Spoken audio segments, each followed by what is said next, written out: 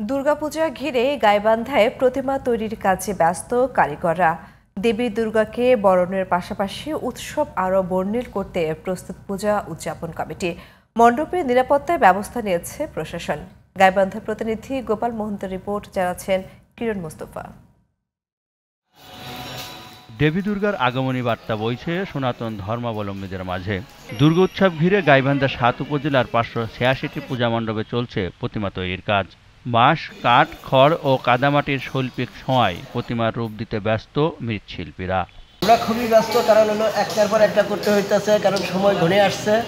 যে মজুরি দেয় আমাদের হয় না, তবু করতে হয়, এখন ধর্মের আর কি।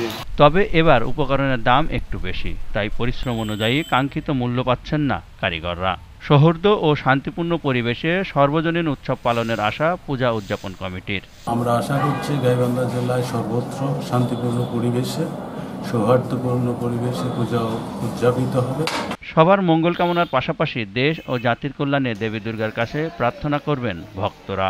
আমাদের এখানে সবাই এই উৎসবটাকে, আনন্দটাকে সবাই ভাগাভাগি করে নিয়ে আমরা এই দুর্গা উৎসবটা ঐক্যবদ্ধভাবে কাঁধে কাঁধ মিলিয়ে বাংলাদেশে হিন্দু, মুসলিম, বৌদ্ধ, খ্রিস্টান একত্রিতভাবে চলতে পারি, এই প্রার্থনা আমরা সর্বদা দেবীর কাছে করে থাকি। মহাষষ্ঠীর মধ্য দিয়ে এবারের দুর্গা উৎসব শুরু হবে ২৮ সেপ্টেম্বর। বিজয়া দশমীতে প্রতিমা বিসর্জনের মাধ্যমে যা শেষ হবে ২ অক্টোবর।